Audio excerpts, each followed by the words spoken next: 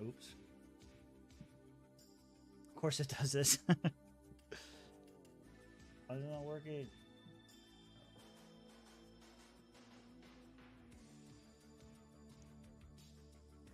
Oh, they can't hear it at all. Oh,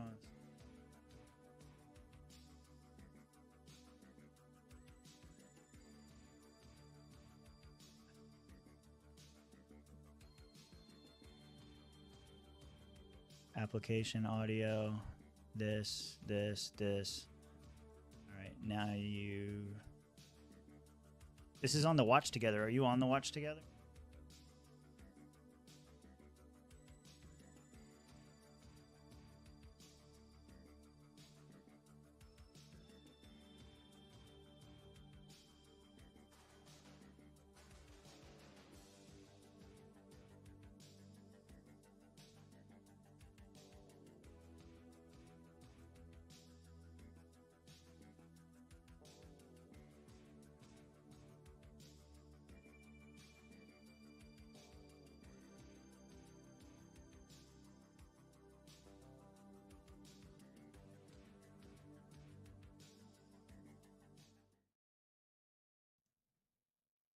Now, if I don't get elected, it's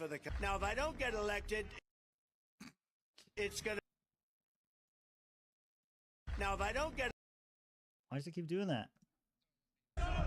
Now, if I don't get elected, it's going to be a bloodbath. It's going to be a bloodbath for the country. Jews will not replace us! But you also had people that were very fine people on both sides. Are you willing to condemn white supremacists and militia groups? Proud boys, stand back and stand by. Please rise for the horribly and unfairly treated January 6th hostages. There'll be a lot of pardons and commutations of January 6th defendants. Yes, absolutely. You tell your supporters now, no matter what, no violence. And it's going to be a bloodbath.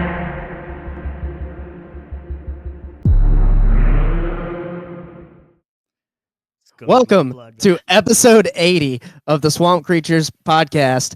That was the cold open. That was John Pierre's new campaign. I mean, Joe Biden's new Twitter campaign ad.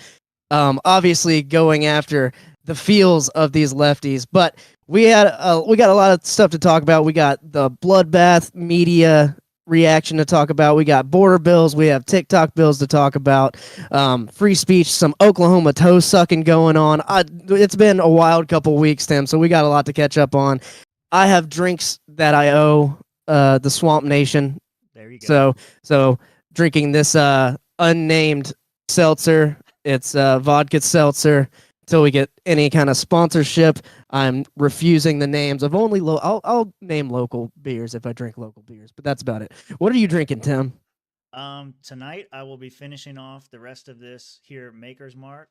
Oh, you look, fancy. It automatically blurred it. You like that? There you go. I'll be finishing off this. I'll be finishing off this Maker's Mark, and then I'll be starting with the Jack Tennessee Honey. So 2 drinks. Beautiful. Yeah. Beautiful.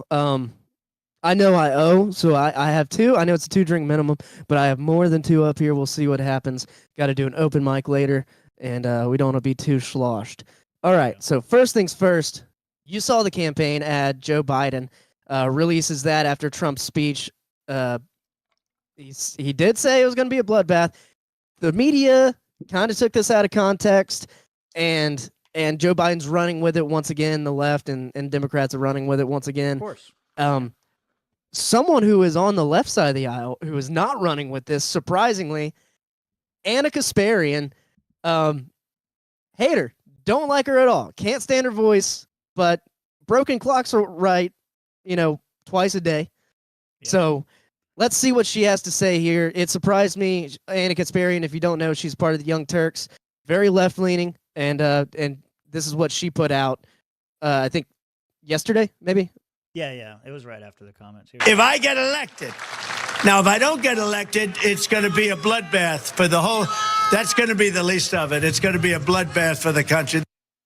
that statement sounds pretty bad. Trump made it during a rally speech in Ohio over the weekend. And if you were to just hear that portion of his statement, you would assume that he was calling for a bloodbath should he fail to get elected in 2024, the general election.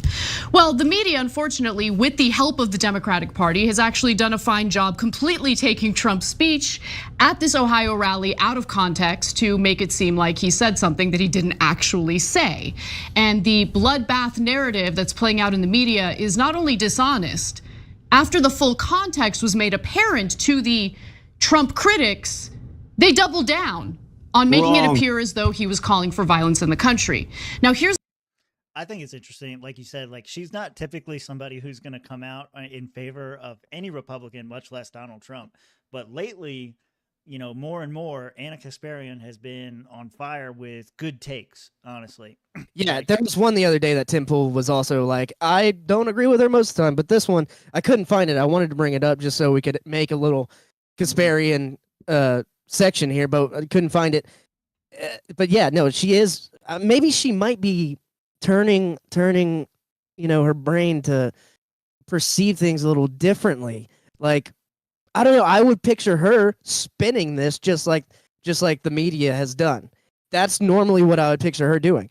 Her saying, it's been a bloodbath. He said it was going to be a bloodbath. That's only a violent, you know, I think something's clicking. Maybe. We'll see. Yeah. Only time will tell. I don't think so, but yeah. Here we go. Here's the fuller context, and then we'll discuss what we think about it. Let's watch. Mexico has taken, over a period of 30 years, 34% of the automobile manufacturing business in our country. Think of it, went to Mexico. China now is building a couple of massive plants where they're going to build the cars in Mexico and they think that they're going to sell those cars into the United States with no tax at the border. Let me tell you something to China. If you're listening, President Xi, and you and I are friends, but he understands the way I deal, those big monster car manufacturing plants that you're building in Mexico right now, and you think you're going to get that, you're going to not hire Americans, and you're going to sell the cars to us. No, we're going to put a 100% tariff on every single car that comes across the line. And you're not going to be able. You have control too. Yes. Oh, fuck, I always forget. Well, I'm looking at the notes here. The tariff, and just like the part about the 100% tariff, like we should not be cheering the 100% tariffs, right? Like that's not free trade. That makes things more expensive on everybody. And Trump did that his first term and definitely caused people to lose their jobs in the tens of thousands. Like I think it was like 40,000 workers lost their jobs due to the automotive tariffs in like Michigan. So I might not be remembering that exactly correct, but I know he was big on the tariffs in his first term. I just don't like that talking point, but it's a complicated issue whenever you do have China putting these factories, not just in our hemisphere, all over the world, the Belt and Road Initiative, they're going into countries with briefcases and doing business and then exploiting cheap labor, whatever you want to call it. And well, he said they're building the factories in Mexico, right? China's paying for factories in Mexico. Right, so they're going to hire Mexicans. That's Belt and Road. Yeah, you're right. Yeah, so they're going to hire Mexicans. Why would they wouldn't want to hire? I mean, he's going to hire Mexicans. Why would you want to hire Americans? You got to pay them fucking $50 an hour. Like, yeah, exactly. And that's why most big businesses like Apple or these big factories like Nike and stuff like that, that's why they do all of their manufacturing in China. That's where we get all of our shit, right? That makes sense. But I get you have to fight this influence somehow, but this is not the right way to go about it. The right way to go about it is better business policy domestically, you know, opening up more competition here in America. But that's not the main point of this whole topic, so keep it rolling. Able to sell those guys. If I get elected, now if I don't get elected, it's going to be a bloodbath for the whole. That's going to be the least of it. It's going to be a bloodbath. So presenting Trump's statement as one in which he's calling for a bloodbath if he fails to get elected is incredibly dishonest. And Cenk, I mean, I've saw this all over the media over the weekend. there was a lot of backlash to the media because of their dishonest framing and the fact that they took him out of context. And then a lot of people in the media continue to double down, including Joe Scarborough, which we'll get to in just a moment. But I'm curious what you think. Or am I being too fair to Trump here? A lot of mainstream media don't give you honest news. We do. You know why? Because of you. I think that's it. Paid membership on YouTube makes. No, he's just doing an ad read right now. Okay, skip. We don't support TYT. Yeah, don't give them any Check out on money. YouTube.com/The Young Turks. And what I said was, no, he was meant it in an economic sense. Now, he said a ton of absurd things in that speech, as he always does. Has he called for violence in the past? I think he has. And he celebrated it when it's come. But in this particular case, he was clearly talking about tariffs. He said it in an economic context. Not guilty. Now, should Trump? Wow, even Cenk. Because usually when Anna says something smart, Cenk's like, no, and it has to do his whole little rant thing. But even Cenk says bullshit. Yeah, and the way the media is running with this, and the way Joe Biden's running with this, it's just gaslighting anyone who's not paying attention to what's actually going on, and that's just the whole strategy of the Democrat Party, as far as I can tell, since Trump has been running in like 2016. That's been the whole MO, and so that's why I'm like curious. Why TYT, why Anna Kasparian, they're just now seeing this. It's like, that's what they've been doing. Well, because they do it too. That's the point. Like, Cenk and Anna might be right on this point, but what they're about. Fucking face right now. I know, it's fucking great. Sexy Cenk. He's about to go sweet talk a horse later. Yeah, him and Bosch together. So look, I skipped up to this point because Anna's about to go into the Joe Scarborough thing. But what they're about to accuse Joe Scarborough of doing, just remember that Cenk and Anna do this all the time. They just happen to be right on this one point. Percent tariff is mental. It's totally insane, right? It totally takes away from the legitimate thing you can critique him on, right? Right. And it's just, again, I would rather oppose Trump for who he really is, as opposed to not liking Trump based on a fantasy that's been made up and manufactured by the Democratic Party or the press. I mean, he's a target-rich environment. Don't make things up. All it does is lead to distrust toward the press, toward the media, toward journalists, and it's ridiculous. And by the way, I don't blame Biden and the Biden campaign for wanting to really emphasize this and take Trump out of context and get the media to rile up people into thinking that he would call for violence if he doesn't get elected. I mean, it's a good distraction from the real bloodbath that's taking place in Gaza right now, something that's been greenlit, supported, and funded by our president, Joe Biden. With that said, let's go to Joe Scarborough, who had a proper meltdown this morning, even after the full context of the situation was revealed. He's talking about a bloodbath for America. It's laid out in the terms of it. And these idiots on Twitter, these idiots on cable news, these idiots on Sunday shows going, well, our president, he was talking only about the auto industry, and this is one more. It's just, let me say that at 6:15 a.m. It's just, he knew what he was doing. We're not stupid. Americans aren't stupid. He was talking about a bloodbath. Sometimes a bloodbath means a bloodbath. And when he finishes by saying, and that's just going to be the least of it, seriously, these people may be stupid. We're not. Okay, sure, buddy. You're not stupid. You know, he is. They're probably not going to show it in this, but there's other clips that people have compiled together. Liberal Hive Mind, great channel to watch for stuff like this. He put up a compilation video of all the times Joe Scarborough himself referred to economic disasters as bloodbaths, or when the RNC was being taken over by Trump and his allies, they called it a bloodbath. Just like constant usage of the term bloodbath, a very obvious common term. And this fucking asshole says, we're not stupid. We know what he means. There's going to be blood in the streets. Just like the cold open that we did with Joe Biden's campaign ad. It's like, oh yeah, just the Jews will not replace us. This is the same stuff. There's going to be a bloodbath. There's going to be a fucking genocide. Yeah.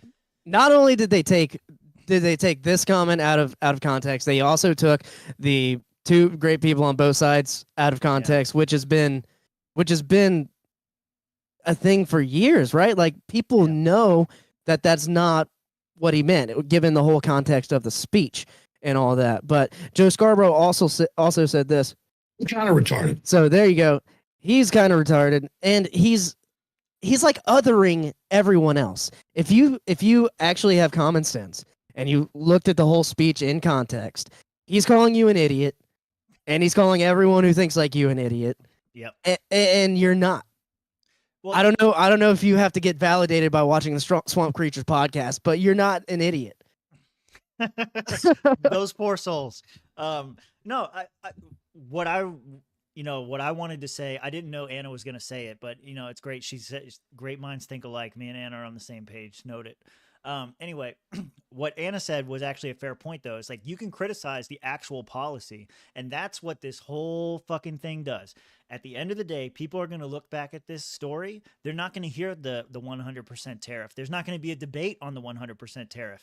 All they're going to talk about is how the clip was taken out of context and how they distorted his comments about a bloodbath to mean violence in the streets when he was really talking about an economic disaster, which would actually probably be caused by 100% tariff on imported goods because nothing's fucking made in America anymore. So we're not having that discussion. Instead, it's a defense of Donald Trump and saying that the media is taking him out of context, further building this narrative that he is some underdog who has no shot or the whole system is against him. Everyone's against him. He has no shot unless we the people stand up and fight for America. Like that's what the rally cry is going to be now, instead of talking about the actual policy or talking about even the rhetoric or whatever. Instead, it's the fucking media manipulation, mind games, and all this bullshit.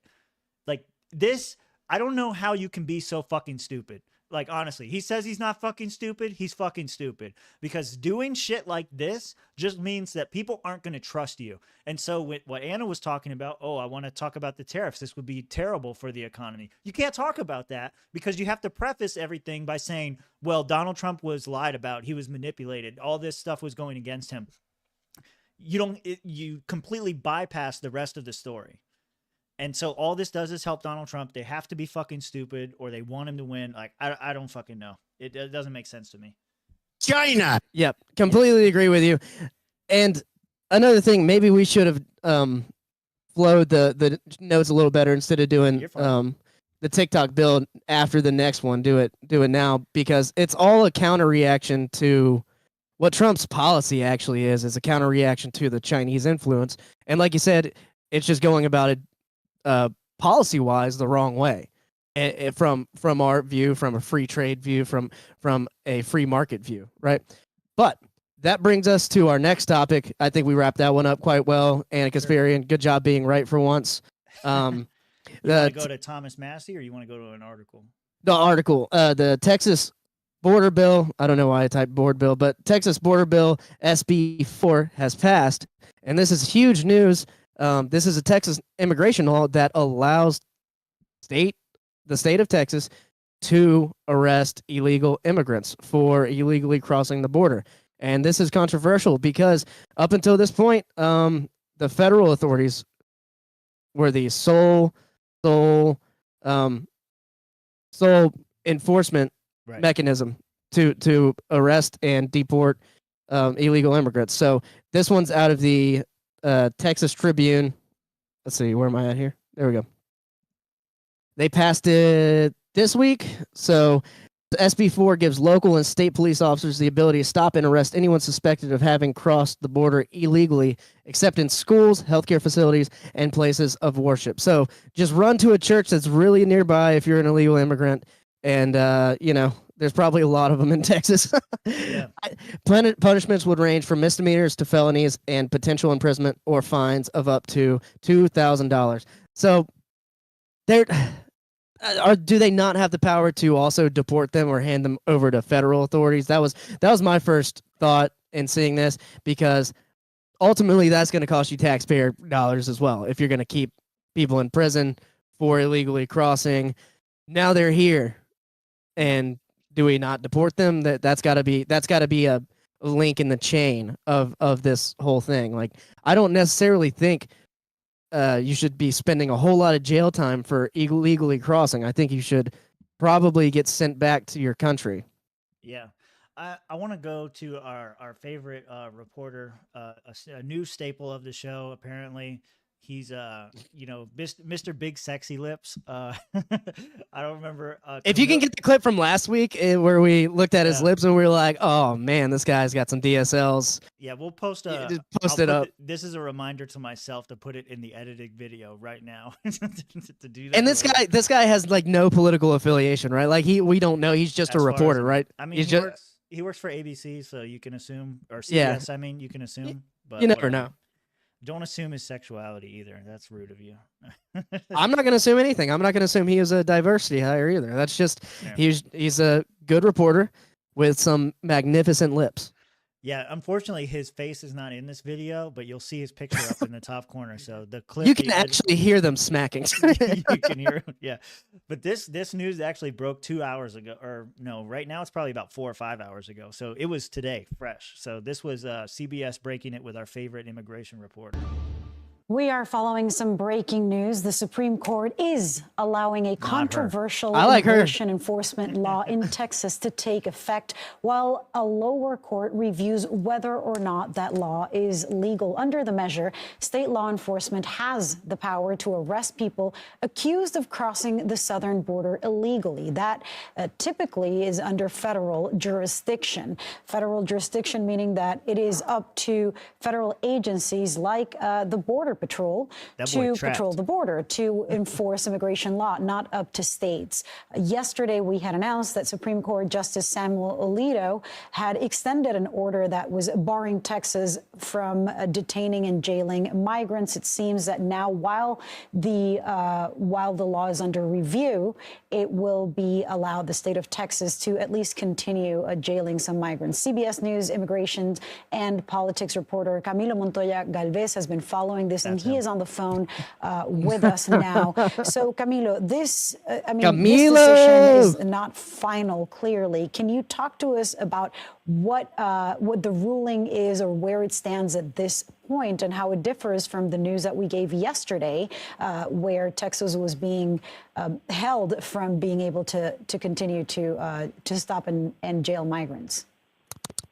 That's right, Lily. And the bottom line is that Texas state officials at the state and local level can now arrest, stop, and detain migrants who are suspected of crossing into the U.S. illegally from Mexico, and also allow state judges to issue de facto deportation orders against suspected violators of this law known as SB 4 that the Biden administration, Lilia, has argued is unconstitutional and interferes with immigration enforcement, which, as you know, has for many years and decades, in fact, been a federal responsibility, something that is typically carried out by agencies like the Department of Homeland Security, not individual states. But right now, the Supreme Court is allowing Texas to enforce this law through this procedural order that, again, as you underscored, does not actually get into the merits of the law or its legality, but it allows the state nevertheless to implement it while an appeals court in New Orleans reviews the actual legality of it. It is important to note, Lilia, that a federal judge in Texas has already said that this law is unlawful, that it violates the Constitution, and that federal immigration enforcement would be hindered by this law because, again, arresting and deporting migrants, rather, are federal responsibilities. But all right, we can kind of stop it there. That kind of gives you the whole breakdown of the story. In all honesty, I like his reporting because he doesn't show any bias. So that's what we were saying. Like, we don't really know where he comes from. We just like to make fun of his lips. But no bias, just lips. That's right. No, I think this is very interesting, because I remember when the story broke yesterday, I was following a bunch of stuff and people were getting all excited, like, oh yeah, the Texas bill got shut down, everything's great. And then the next day they're like, no, Texas can keep doing what it's doing while we deliberate. Like, we're just going to let them kind of handle it for now, which in my opinion kind of shows like a bias leaning one way. Like, they're kind of like, we haven't officially come up with the reason, but we seem to think that this is okay. So we're just going to let it go. Because if it was like an outright human rights violation, they would have stopped that shit right away. They would have said, nope, put a stop on this, stop it right now. But the fact that they're allowing it to continue while they deliberate and come up with a more formal answer to the whole thing, that kind of tells me that at the end of the day, this is going to be allowed. What do you think about that? About Texas's bill to allow the state law enforcement to deport illegals or prosecute them or whatever? Yeah, I mean, right now, I think given the current situation, if Texas feels like its sovereignty is being infringed upon by what some people call an invasion, I'm not calling it quite an invasion, but what some people call an invasion of its state and of the United States, I feel like states should be able to, do what Texas is doing, defend their borders, and put funding towards military and National Guard bases like they're doing. We covered that last week.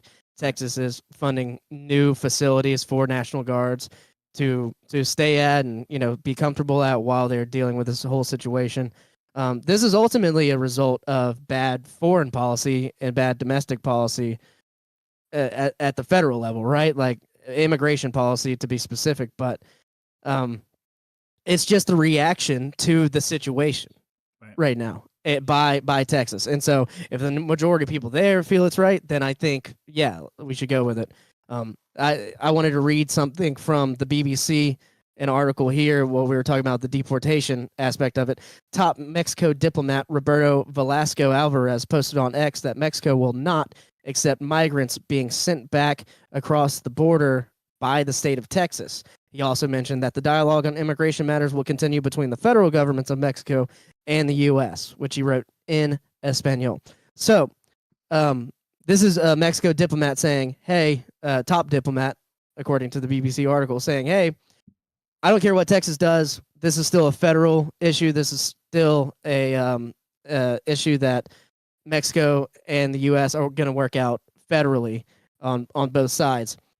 Justice Sotomayor wrote in a dissenting opinion that this court gives a green light that will upend the long-standing federal-state balance of power and sow chaos. So Justice Sotomayor there dissenting. She also said that this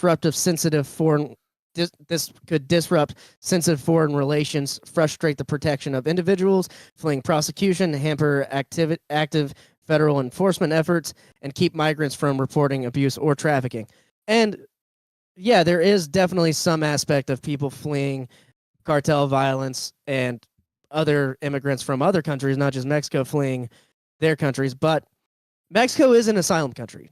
So technically, when asylum happens, if you're seeking asylum here in the United States and you're coming through Mexico, if you're coming through Mexico, you should have claimed asylum in Mexico in the first place. And that's what a lot of Republicans and a lot of people who are against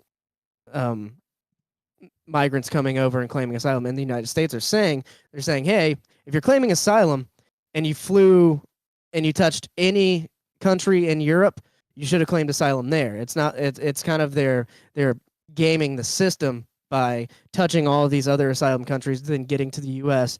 and getting all these benefits like free hotels, free food, 3 meals a day, credit cards, stuff like that. So it's got to be a balance, right? Like, I'm all for people coming to the United States for a better life and whatnot, as most people are.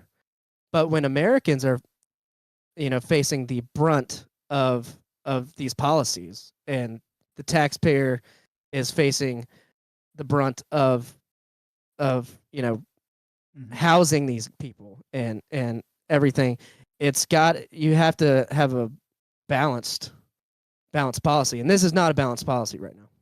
Yeah, I think what Texas is trying to do, like you said, like when I first saw that the Supreme Court was going to be making a decision on it, and before they made the decision that they've just made, I thought that this was the right path, that they just need to let Texas do what Texas is going to do, because California shares a border with multiple states, and California is going to let them in. So if Californians are going to let them in, they're going to let them in, and it is what it is. So if Texas wants to try to keep them out, they share the largest border with Mexico. So why not? That's kind of where I land on the whole thing is who determines who can go across what lines and whatever. Well, the property owner. Like, that's what I think. And so the Texans are, in my opinion, the property owners of that border. And if they decide they don't want to have this flow of immigrants and they don't want to have to deal with all the crime and the housing and everything else, Kelly and Joey are both in the comments there making comments about, the cost of deporting them and prosecuting them and all that kind of stuff. We're all dealing with that as well. But, I think Texas, being at the front lines of it, so to speak, then they have kind of the right to say, no, we're not going to put up with this shit, and we're going to arrest them and deport them and send them back if they choose to prosecute them, whatever it is. But at least this way, to Kelly's point, she was saying, why are we paying to prosecute them? We should just deport them and send them back. It costs enough to do that. Why add on so much other stuff for housing them? Like you said, 3 meals a day and a place to sleep for weeks or months or however long it takes to go through their trials. Well, at least that's falling on the Texas state government. And so now the people of Texas, if they feel that that's something that they're willing to pay for, then sure, then let them fucking do it. But I don't know. I just think we have to be more imaginative with the policies. Like, if Texas handles this, right? And I agree with Kelly, like, we shouldn't be spending resources on this at all. Like, we could say that about anything, right? We could say that about Americans in jail. Like, why are we spending so much money jailing nonviolent drug offenders, whatever? But if you want to be imaginative about it, like, I look back, like, was, I guess, not nostalgic because I wasn't there, but some sort of pride whenever I'm like, America had the Ellis Island thing, and that was the port of entry for everybody. What if states had their own port of entry and you could gain citizenship by going through these points, right? They do. It's called the fucking immigration office, but they ignore it and walk down the street.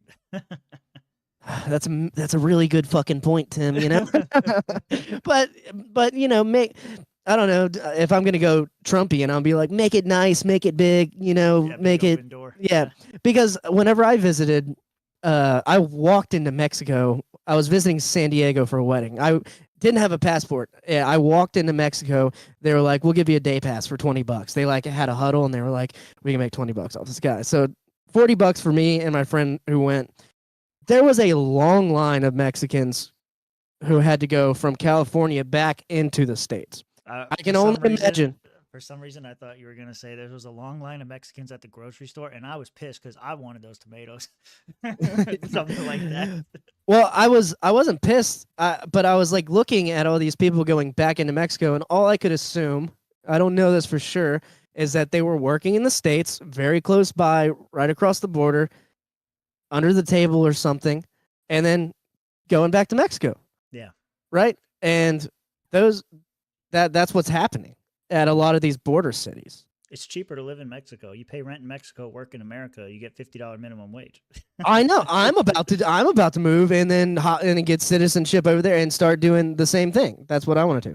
Hey, Robin laid a comment here, said Biden ignored SCOTUS via student loans, so Texas should just ignore their ruling as well and do whatever they want.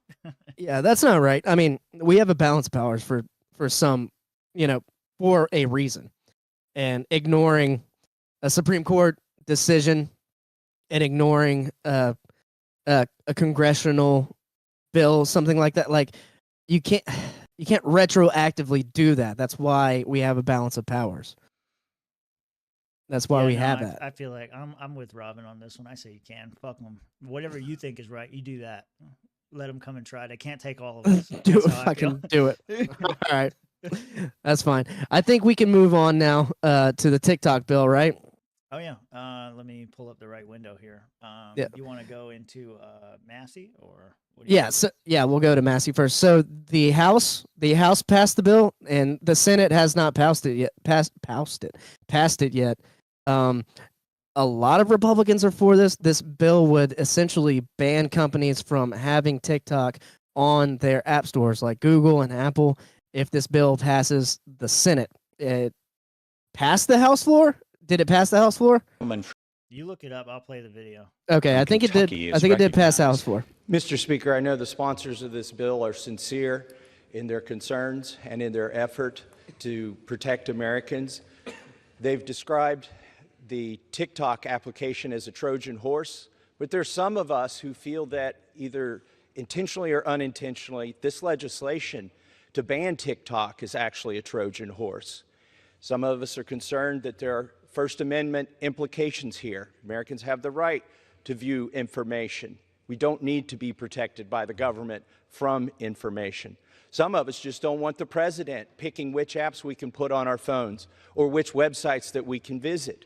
We don't think that's appropriate. We also think it's dangerous to give the president that kind of power, to give him the power to decide what Americans can see on their phones and their computers.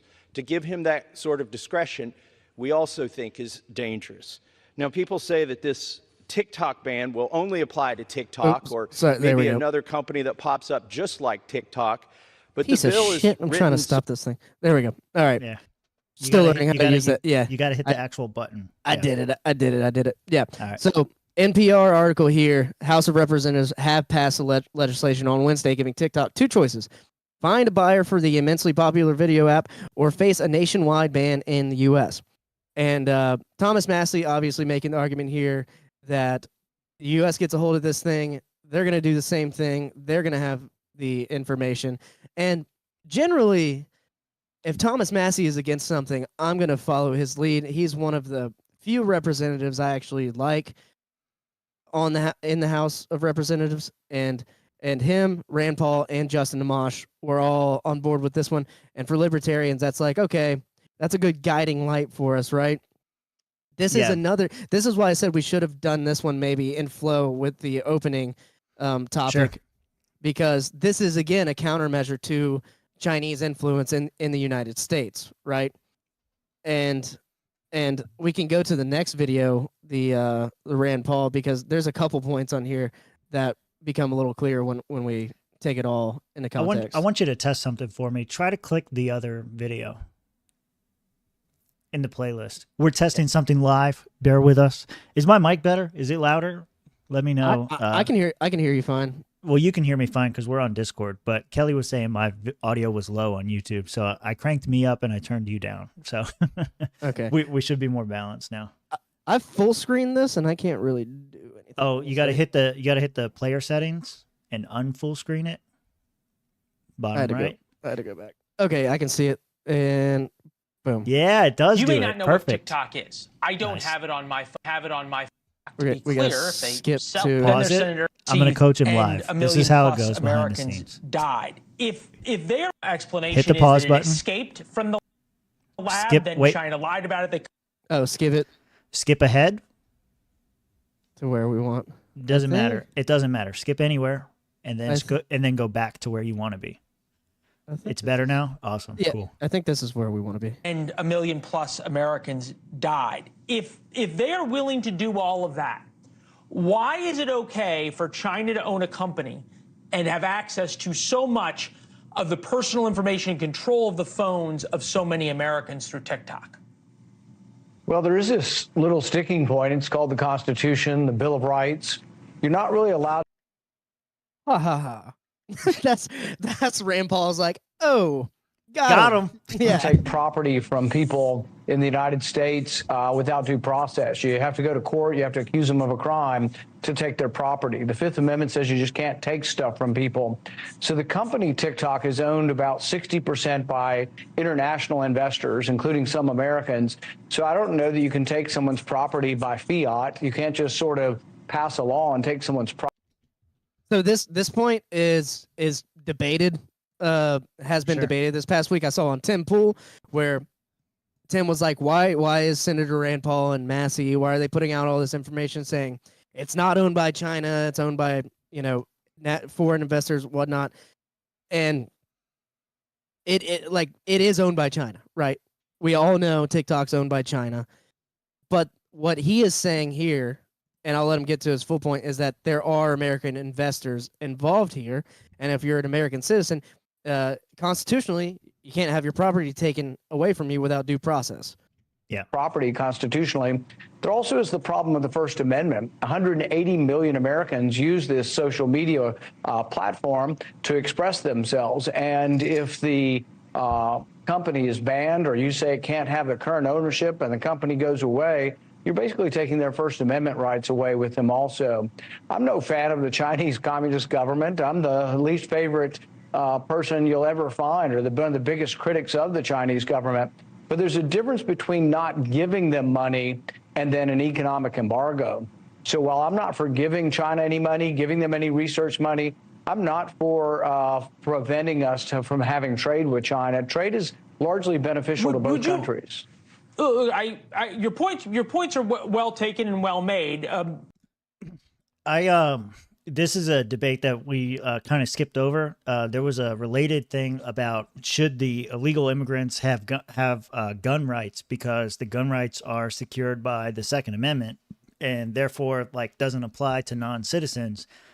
This Rand Paul's kind of making a similar argument, saying that, you know, should the Chinese owners of these companies have the right to due process, and due process is through he's saying that they have a constitutional protection. I think there's misphrasing there. I think it's a human right to have due process. I think it's a human right to own guns. So I agree with his overall argument, but the semantics there just reminded me of that discussion that we kind of skipped over. No, like constitutionally, it applies. So for instance, say I was at your house and we were both doing drugs, and then there was a search conducted and seizure conducted by authorities, right? They come in, they seize your property without a warrant. So that's unconstitutional. They have to have a warrant to search and seize someone's property and house. But I'm at your house. I don't have standing to argue they violated my Fourth Amendment right to have an unconstitutional search. Now, there's some nuance there if you want to get into it, but broadly speaking, you don't have standing if you're not situated to be like a citizen, right? Right. Or in that situation. Now, I get what you're saying. The Constitution says, like, hey, these are not rights given to you by a country, a government, or anything. They're divine rights by like God Himself, right? So I see what you're saying, and the point of whether or not the Constitution applies to non-citizens, I would have to like, you know, look that back up. But I'm pretty sure that you have to look it back up. Yeah, think about it. Think about it. I'm trying to think about. You want to old school it? You want to old school it? I don't think it applies to them in the same way it applies to us. But I'm not entirely sure about that right now. You're saying like technically they probably don't have legal standing, but that's not what I'm saying. I'm saying they have the God-given right to due process. For sure. And dang, we did miss a point. We did miss a whole article. Now that you say the God-given right, makes me think about the immigrants having guns. Now we can go back to that if we want, but now we're on TikTok. So yeah, I'll continue playing the video. Having trade with China, trade is largely beneficial to both countries. Your points are well taken and well made. I'm not the First Amendment.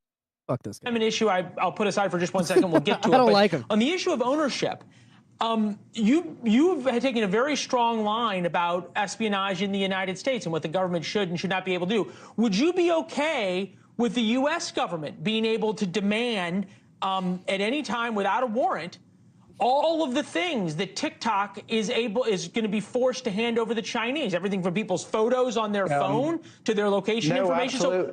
Absolutely not. But you know, TikTok is not going into your house and taking your stuff. People sign up with TikTok the same way they sign up with Google, Facebook, or any of the other big tech companies, and they do all scrape your information. So if you don't like TikTok doing it, then you want to pass a law to ban it from all countries from absorbing your information, you could. But if you're going to accuse a particular company of a crime and you're going to say that they're giving it to the government of China, one, you would have to prove that. That's an accusation. That's not something that's been proven by anyone. We know that the Chinese government does demand things, but we don't know that any information really. And I said base because what he just pointed out there about Google and Microsoft and all these other companies that know about everything else you're doing, every argument that's made about TikTok can be made about those companies as well, including Facebook and even X and everywhere else.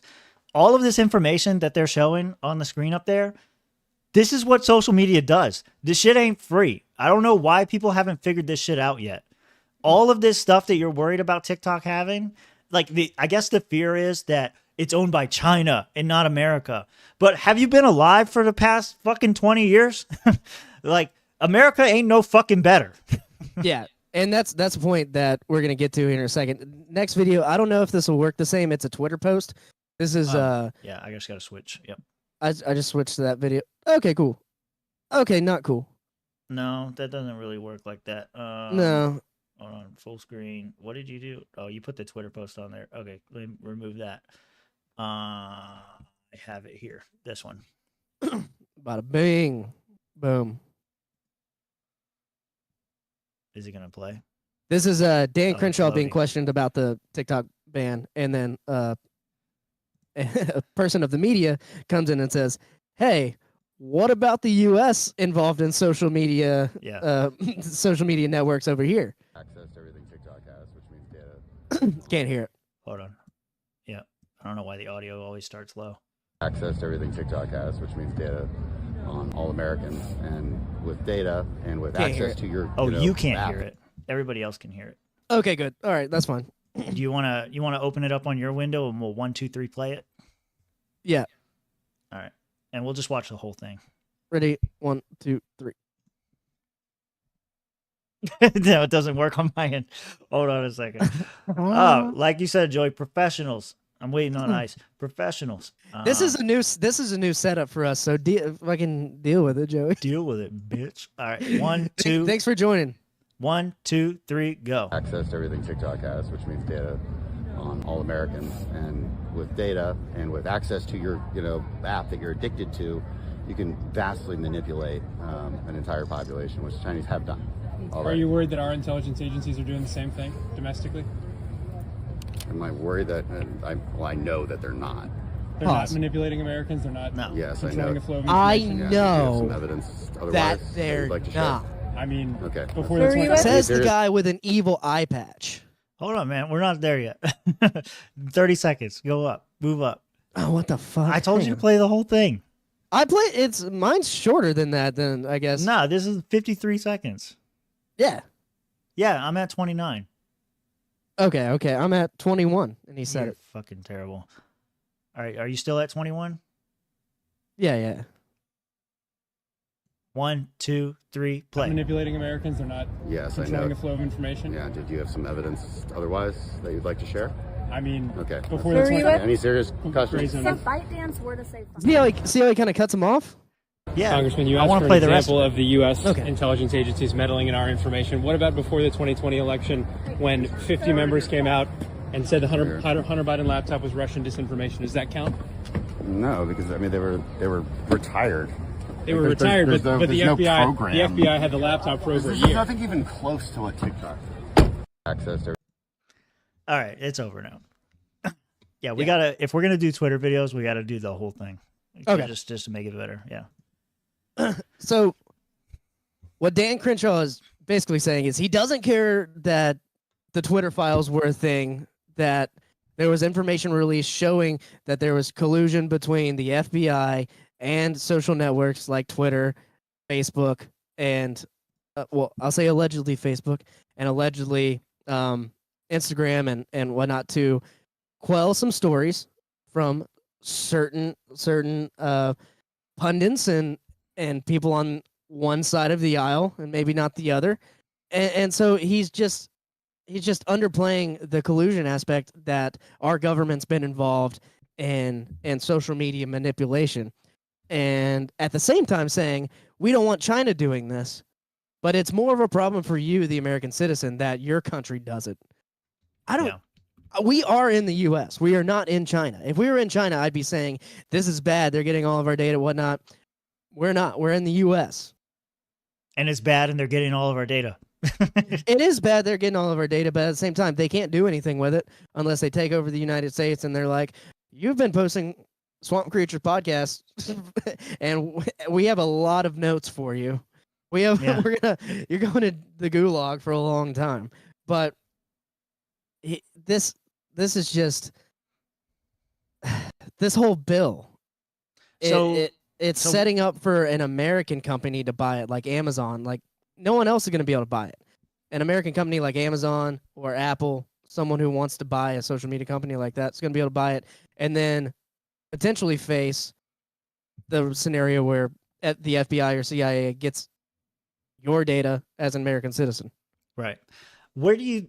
Okay, so the complaint is that it's a Chinese-owned company. And so the bill is saying that they have to either sell it or risk being banned, right? Is that kind of where we're at on this? Yes. So what obligation does this Chinese-owned firm or whatever have to obeying American law? They fucking don't. So I'm not even certain that they're even going to sell the damn thing. They could just say, fuck you, ban us. We'll just come up with another one that does the same thing. And if you have TikTok on your phone right now, it's not going to remove it. It's only going to stop new people from downloading the app. Yeah, I don't know. It seems like they're trying to do like Joey said right there. Only approved government lackeys can line their pockets with it, meaning like investing in TikTok and profiting from whatever ends up happening, like Facebook or whoever else would be interested.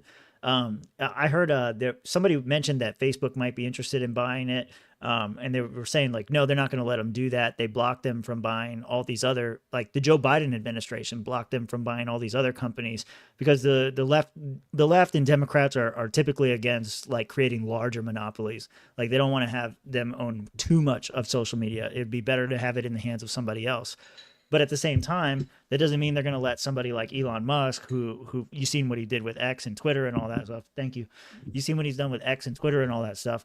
Like they're not going to let somebody like him own it either. And they could say just as easily that, well, Elon Musk is a foreign national and all this stuff. And that's kind of the big thing, like with this bill. It's not so much TikTok. I could give a fuck about TikTok, really. Like, there's Instagram Reels, there's YouTube Shorts, there's all these other kinds of alternatives. If you really want short form content and all that stuff, I'm not going to shit on it too much because I need to make more of it for our channel. But,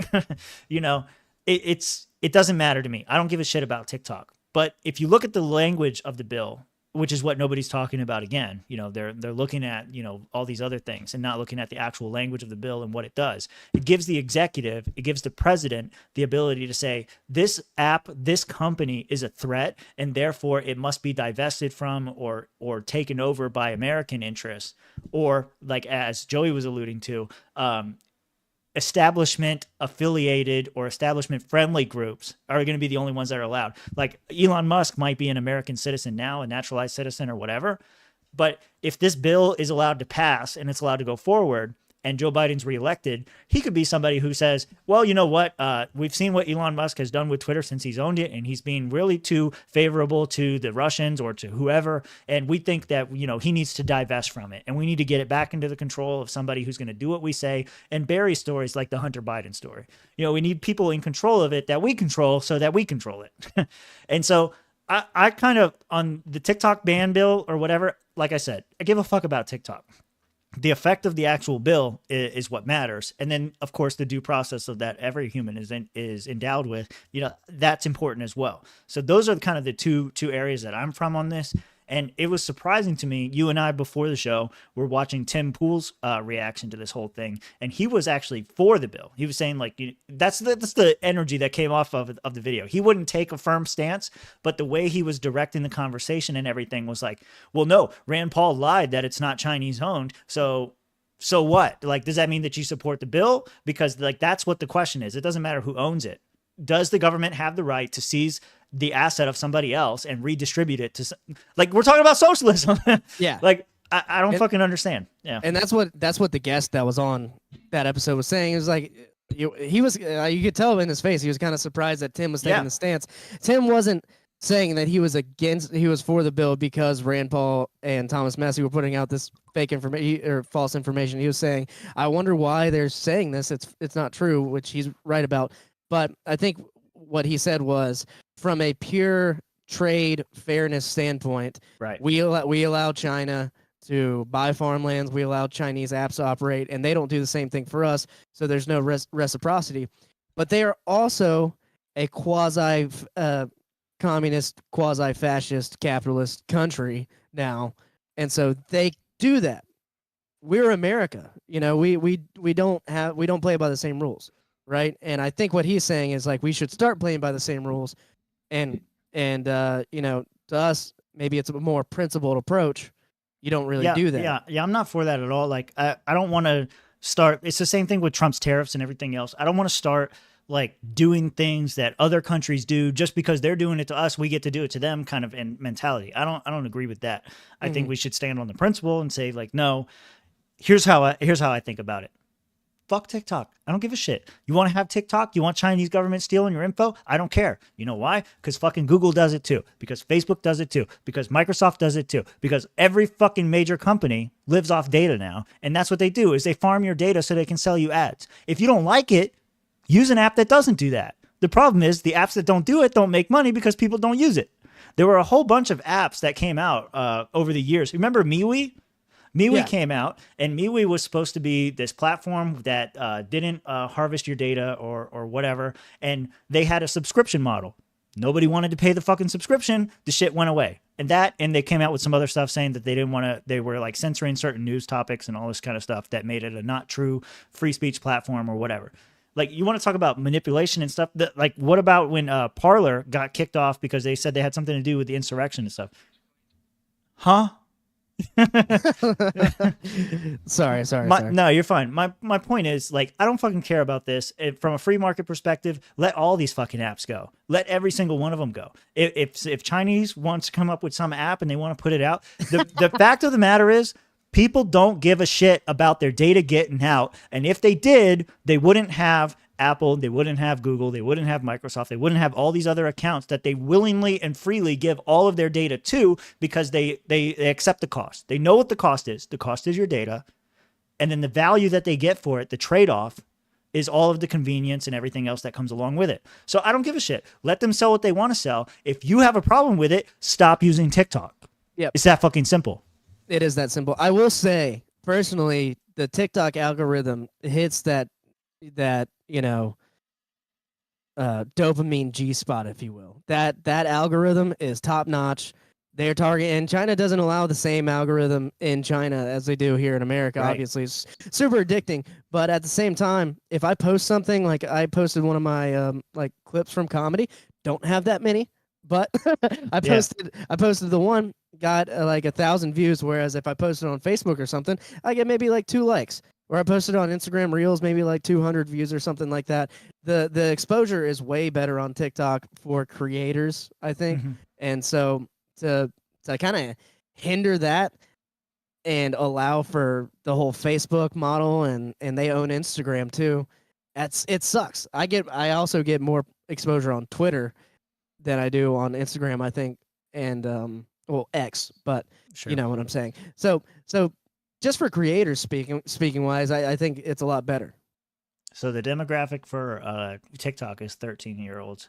And so Rob enjoys exposing himself to 13-year-olds. No. That is not true. You don't even. That was a joke. It was a joke. I'm sorry. Whoa. I just can't say that. I love logical leaps like that just drive people nuts. It's funny. I don't know. I like it's a good transition to whoever this other person is. Law and Order theme. Yeah. So this next topic is a switch up. Yeah. She's going to go to court. Eventually, this girl's going to go to court. Okay, so I have been in love with this. I also have the video up on the Watch Together thing. So to preface this is a mayor in Dalton, Illinois, I believe. And she is so corrupt. I watched this documentary. That's where this first clip is from. We're going to play it for you. Wait, you got to, before you even, like, who the fuck is this? The mayor's name is Tiffany Haddish, and she is now the mayor of Dalton, Illinois. She is also holding concurrently the title of like lead of the township or the village of Dalton, I guess. So we're gonna play this opening clip from this documentary. I encourage you to watch this. Let's see. where is he from? Tommy G. Tommy G. He's got like 1.4 million subscribers, so we don't even have to plug him. He's already got him. But good documentary about the corruption that's going on, and we have a couple other clips. One day while scrolling through TikTok, I was assaulted by a barrage of videos covering Dolton, Illinois Mayor Tiffany Henyard. She refers to herself as the super mayor as well as the most powerful woman in Chicago's South Side. But does she use her power for good? People on the internet and in her own community have been calling her the most corrupt mayor in America, and here are some of the things she's been accused of. Stripping business licenses away from people that don't contribute to her charity, pay-for-play kickbacks and bribes, taking lavish first-class trips on the taxpayer dime, making the city pay for her own personal ice skating rink, using the taxpayer money as a marketing budget for self-promotion for things like 122 billboards with her face on it, and using tens of thousands of taxpayer money dollars per month to hire a PR firm that's designed to clean up her image. And I'll give her this, her image is tough to clean up. Here's some more reasons why. She double dips as both the mayor of Dolton and the Village of Thornton Township supervisor, and she's made it so that if she's not re-elected as supervisor, the incoming person would receive a 90% pay cut. She's racked up credit card debt like she's trying to set a record, and she tells the residents things like better have my money and compares herself to Martin Luther King. And that's just the tip of the iceberg. It's alleged that she rolls around like a crime boss. Some people claim that she's even gone as far as having the cars of people that oppose her shot up to intimidate them. She rolls around in a convoy of extensive private security, of course on the taxpayer dollar, and it's said that she has the police force in her pocket partly due to the outrageous amounts of overtime she allows her officers to be paid. Again, on the taxpayer dollar. So damn. At first I was thinking like this, okay, so like typical politician gets paid to do all this kind of stuff and fly around. And then from personal ice skating ring on, I was like, damn, bitch be balling. Yeah. I mean, and we're talking about like last week we talked about the Fonnie Willis case, right. and this mayor is like probably not outspending her on the taxpayer dollar, but she took first class trips to Las Vegas. It might have been under someone else's name. There were 2 flights purchased. There's documents. We could do a FOIA request and get them. This guy did a FOIA request and got that information. So have a number of people. And I'll even play the next clip. I'll find that real quick. But Fox 32 has information that indicates it just starts like that. It just starts like that. I don't like that. But we're gonna find it somewhere in here. Yeah, right here. Yeah, this is funny. Handle anything as relates to with credit cards. As you heard me speak today in my board meeting about, I do not handle that. Some of those charges are for you, though. No, sir. You didn't go to Las Vegas? Nope.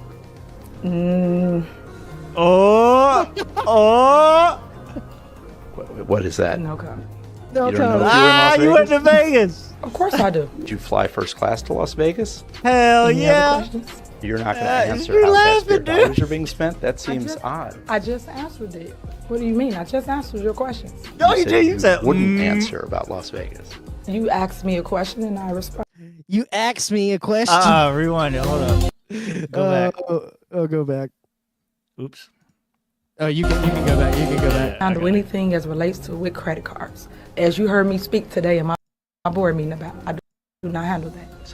Okay, I don't know nothing about no credit cards. I don't handle Some of those charges are for you, though. She didn't do nothing. Some of those charges are for you. No, sir. Wait for it. You didn't go to Las Vegas? You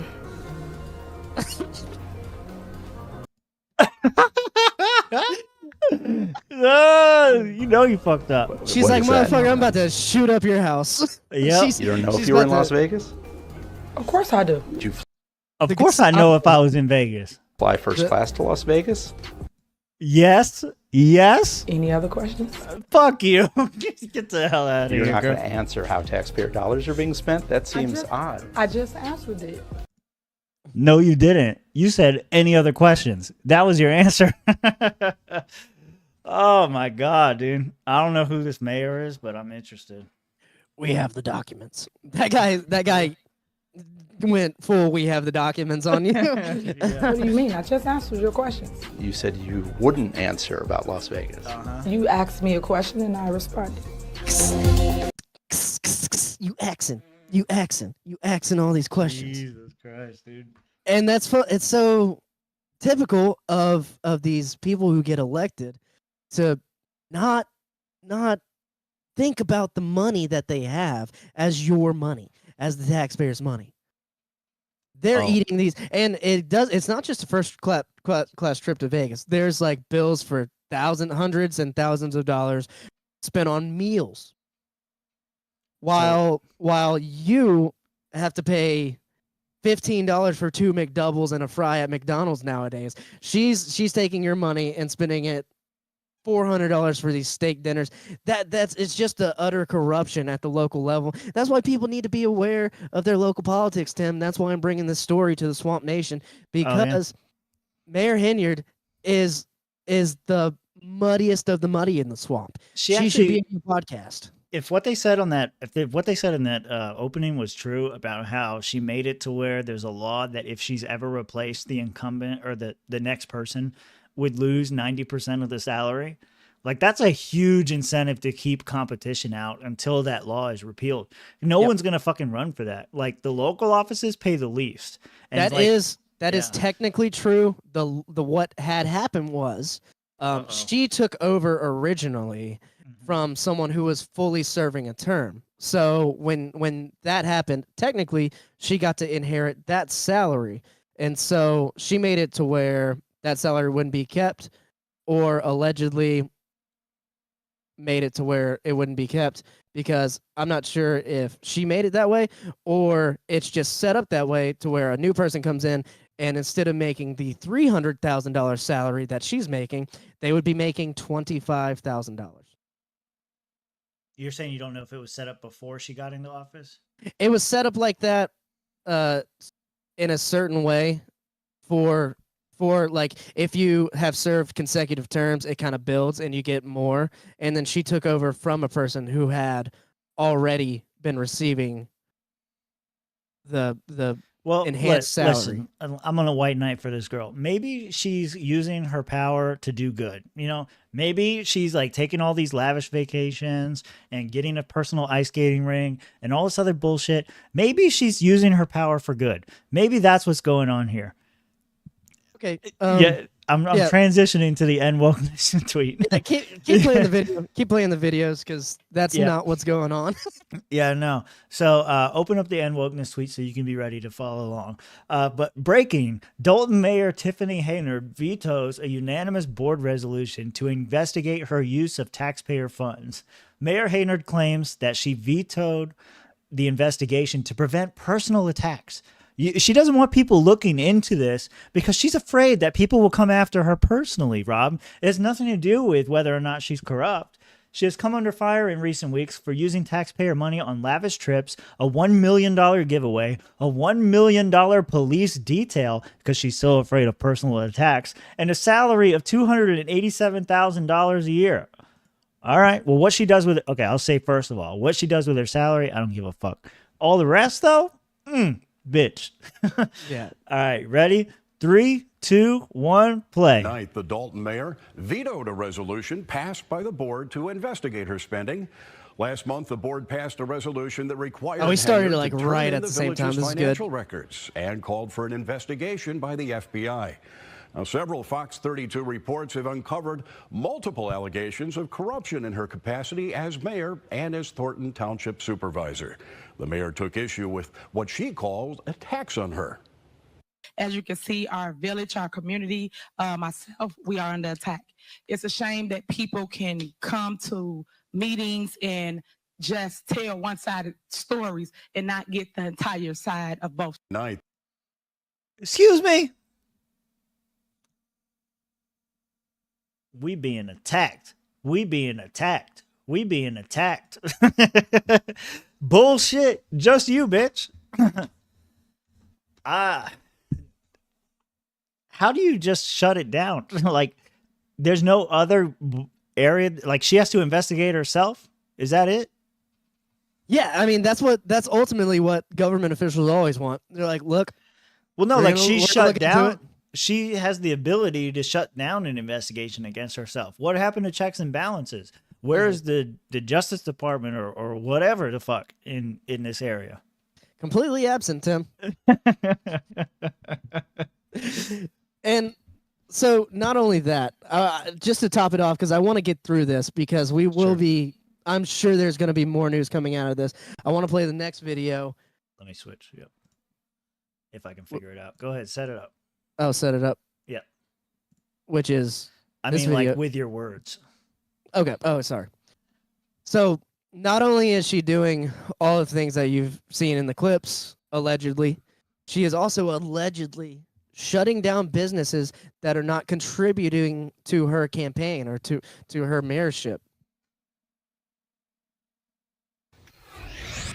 Is it coincidence or retaliation? Both of the Dalton bars that were raided and shut down last night, we visited the day before as part of our ongoing investigation into allegations of political corruption in Dalton.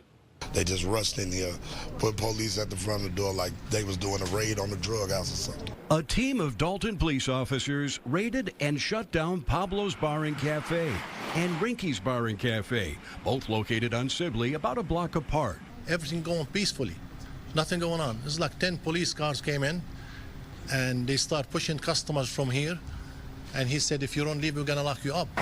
Employees and owners say it's part of an ongoing campaign of harassment by Dalton Mayor Tiffany Henyard that is costing jobs and money. Their business licenses have been stripped by Dalton, but they've continued to operate with a state license. I have like over 23 employees. They work from the local township. Now, end of the day, all the employees, they're gonna lose their job.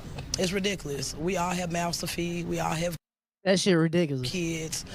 They're not giving us no explanation. On Monday, we visited both Rinky's and Pablo's to ask about allegations their licenses were being held up for political reasons. Then last evening, we broke the story that FBI agents have questioned at least a half dozen people, including business owners, a former Dalton employee, and an elected official as part of an investigation into Mayor Henyard. Wow. Less than 2 hours after our story aired, police raided the two bars. Less than 2 hours after their story aired, the police went back and raided the bars again. Listen, Rob, the news reported a story and the government took action. They just act that fast. Oh, we. Yeah. God damn! Someone seen you go in there. And then 2 hours after your story airs, that police are at both of these establishments. Dalton trustee Tammy Brown says she believes the raids are meant to send a warning to others not to talk. And she believes there's a reason so many Dalton businesses are having trouble getting their licenses renewed. I'm sure that they were asked to donate, make a donation, and most likely they didn't make a donation. So you don't get a chance to stay open if you don't pay the Queen's ransom.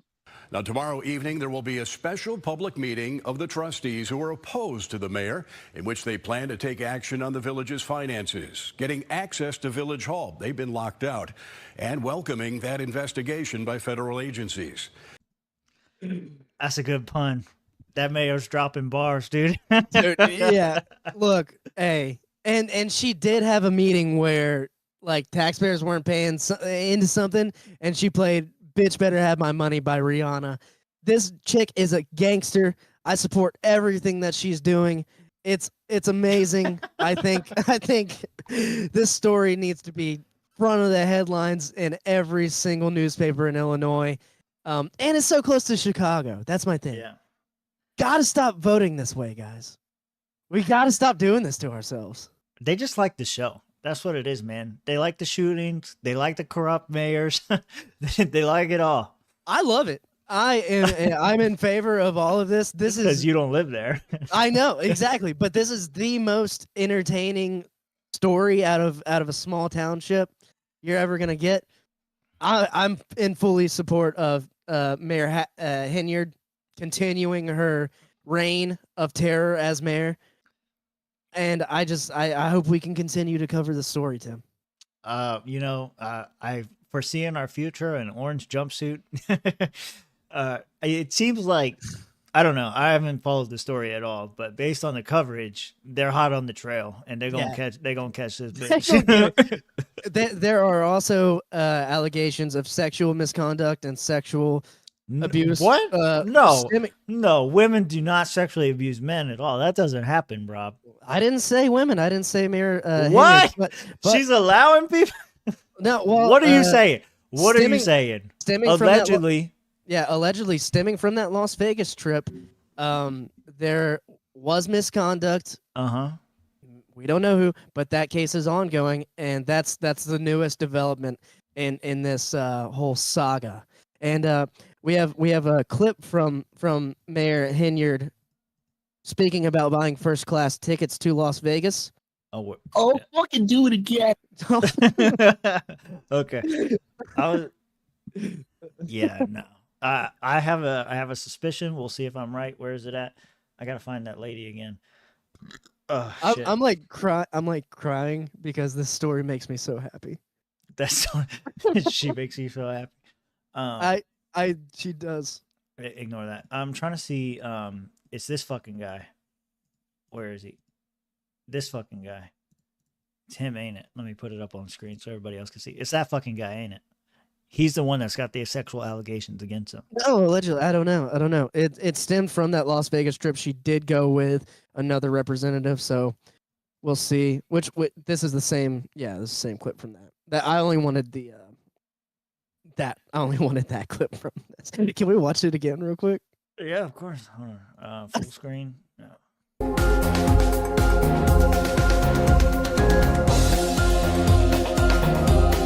Handle anything as relates to with credit cards. As you heard me speak today in my board meeting about, I do not handle that. Some of those charges are for you, though. No, sir. You didn't go to Las Vegas? No. Bro, she went to Las Vegas, had a good time. You know, she definitely was like, what happens in Vegas stays in Vegas. Yep. What is that? No comment. You don't know if you were in Las Vegas? Of course I do. Did you fly first class to Las Vegas? Any other questions? You're not going to answer how taxpayer dollars are being spent? That seems odd. I just answered it. What do you mean? I just answered your question. You said you wouldn't answer about Las Vegas. You asked me a question and I responded. She knows she's lying. As soon as that camera went off, she's like, you know I did. Yeah. Arrest him. Get him. And that is the other thing is she is using the police as kind of she is paying overtime rates that are absolutely abnormal. One officer received 303 hours on a biweekly paycheck, totaling in about approximately $13,000 for his one biweekly paycheck. And so she's kind of using the local police and private security as an arm, as like a Gestapo for her own enforcement. Yeah. And she has also purchased a Chevy Tahoe, I believe. That was like $50-something thousand. That hoe got a Tahoe? Yeah, more expensive than the listing price, like with all the fixins, if you will. This is amazing. I do hope we get to follow up with the story. I want to see the mugshot. They're gonna tell her, ma'am, you have to remove that weave. We can't get. And that weave is a good weave. She has paid fine taxpayer dollars for that weave. And you know what? If the taxpayers want to fund it, go ahead. That's the whole thing, right? You get what you pay for. They're putting on a show. You elect your leaders. She is elected and appointed. And she is also appointed, and she is making $300,000 approximately every year. And you know what? I got to see more of this. This is so entertaining. Okay, all right. We got to move on. We do got to move on. Let's get more serious. Before we do, audit check. I'm on my third. Nice. Actually. I don't know how many this is. I think it's 4. We have moved from the unknown seltzer watermelon to pineapple, now to black cherry. Okay. All right. Cool. I just had to do an audit check. You know, we got to keep our people honest around here. If we're paying for it, we want to see the results. I'm trying to make up for at least a couple of shows. And when me and Mitch were doing the show, we didn't really drink that much at all, if any. So we're back. We're getting back to our roots. Yeah, we're doing good here. So all right. So we covered Mayor Tiffany Henyard. What's this other one? This Jordan Peterson clip thing. This is a clip from Constantine kissing my nuts. Kissing boys. What? Yeah, Constantine kissing boys. And let's just listen and react to this clip because I don't know if you've seen it.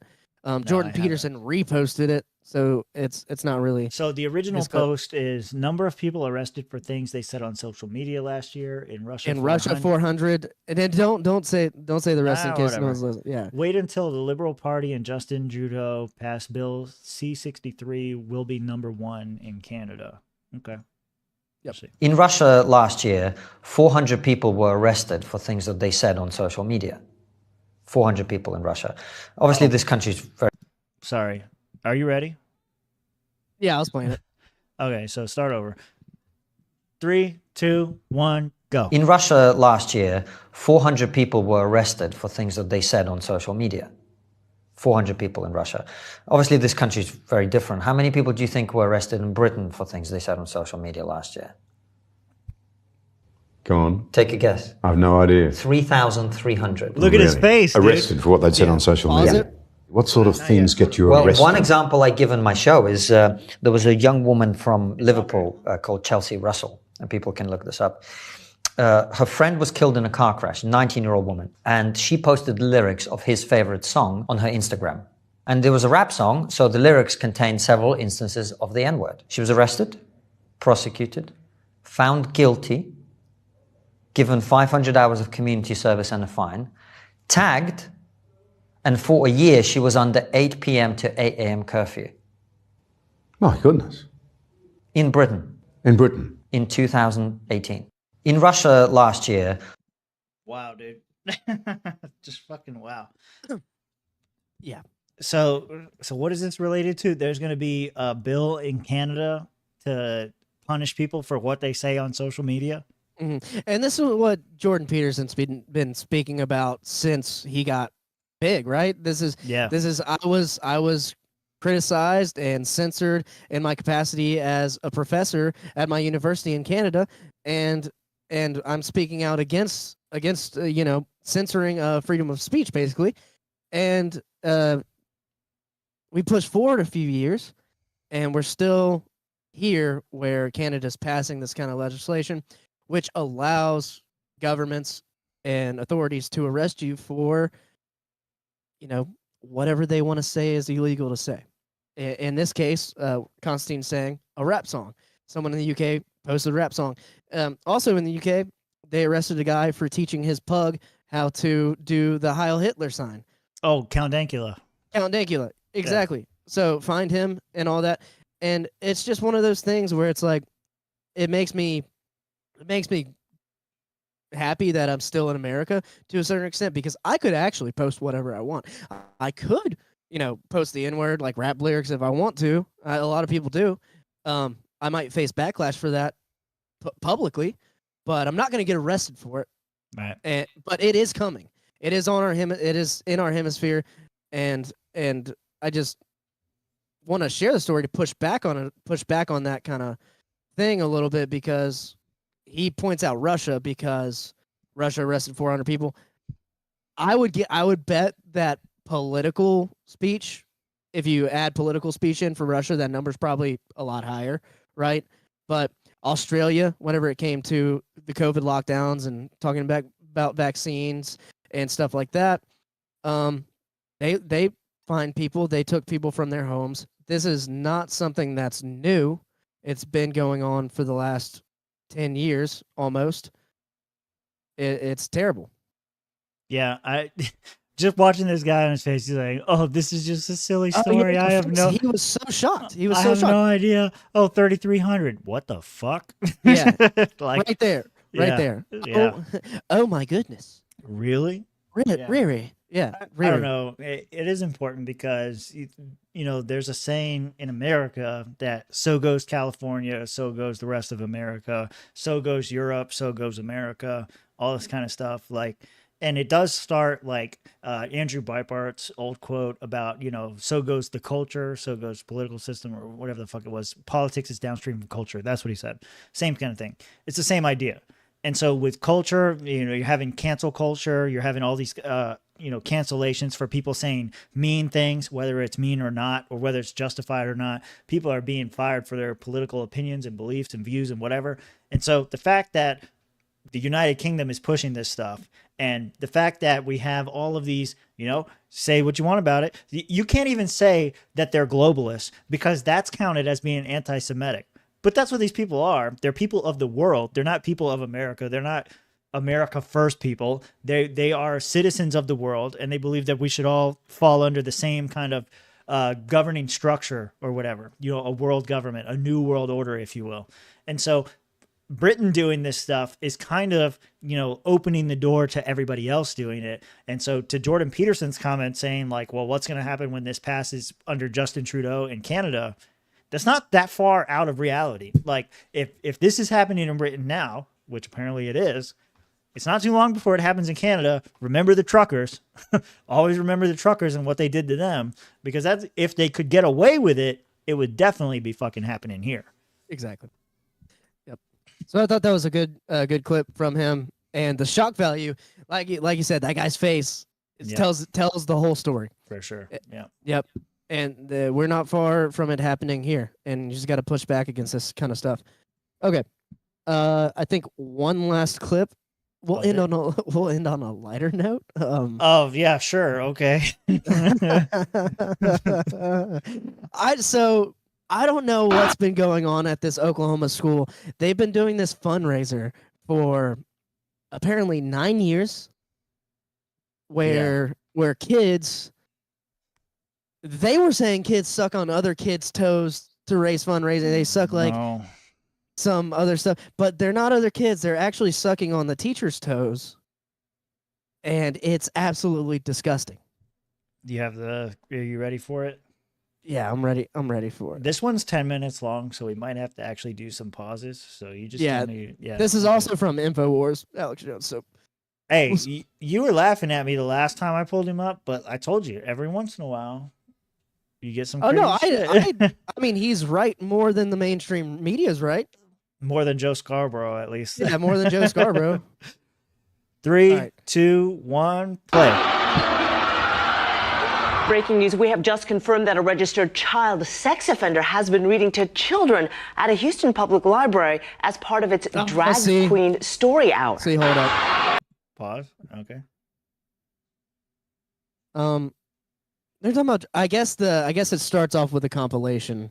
We should have looked this up first. Let's see. See if we can skip to. Yeah. What do you want to see? Tell me what. I want to see the story about the sucking of the toes. I mean, yeah, it starts off with a compilation about sex offenders in schools, I guess. Sounds like a classic Alex Jones topic. Yeah.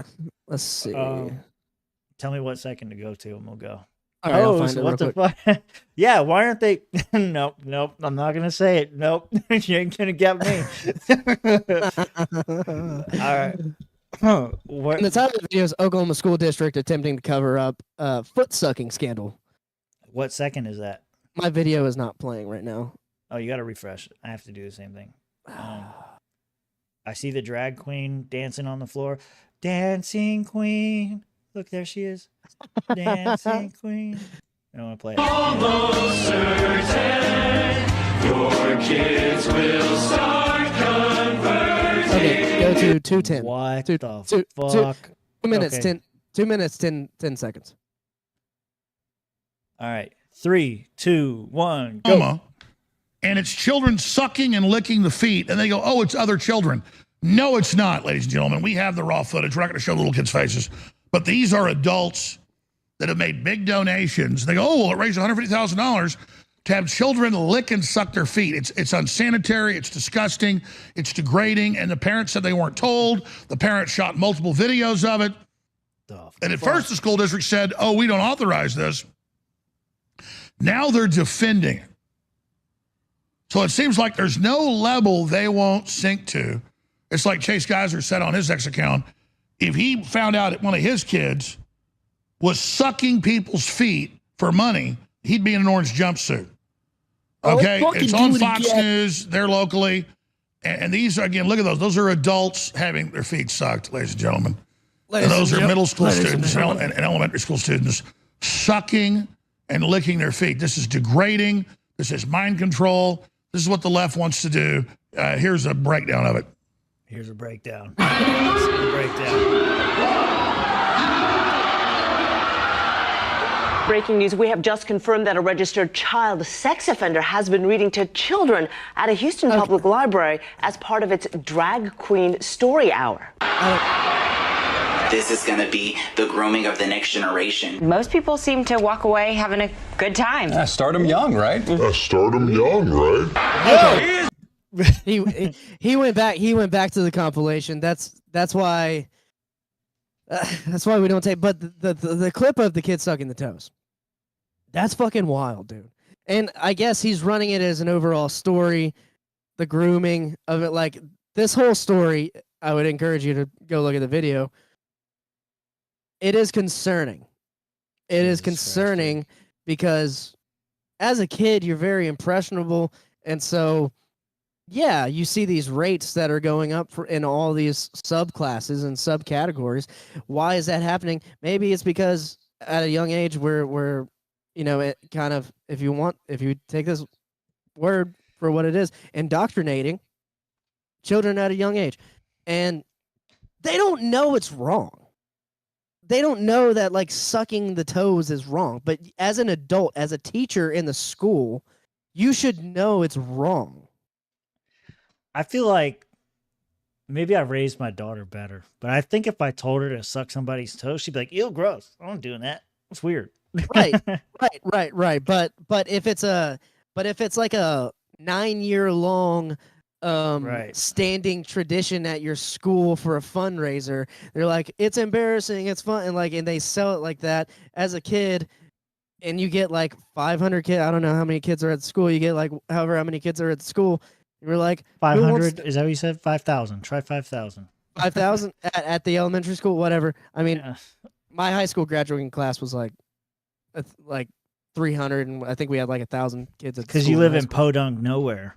You live in Podunk nowhere. Well, you used to live in Podunk nowhere. I don't know where you live now, but I mean, I don't know what size of city you live in now is, but yeah. No, what I'm saying is it's kind of entrenched, right? Like, like if everyone else is doing it, you're gonna do it. Yeah, exactly. The whole Nazi argument. I was just like, while you were talking, I was going through these articles. So I remember this, because he's like, I got the documents. Okay, I got all the documents. I remember this story about encouraging masturbation. I remember there was a story not too long ago. They were encouraging pleasure rooms at schools where children could go in either. No, like, okay, so I'm sorry, I'm just thinking. there's a modern workplace that I know about that has a mental health room, right? So imagine like a mental health room is all it is a closet with a chair and maybe like some lights or whatever. You go in there, it's like, I'm having a really stressful day. I go in here, I need to relax or whatever. You understand what I'm getting at? Like this is a mental health relief room or whatever. You're having a mental health day. You go in this room and you just kind of relax. People were pushing for this in schools for children, but they were called like pleasure rooms. Like, of course I remember the masturbation. Listen, kid, okay? He's like two times older than me. No, listen. This was a story like a couple weeks ago, and I purposely didn't cover it because I don't like this fucking shit. It just makes me angry, and I'm gonna say something that's gonna get us banned if we keep covering shit like this. But it was a pleasure room, and it was like this room where kids could go to experience sexual pleasure.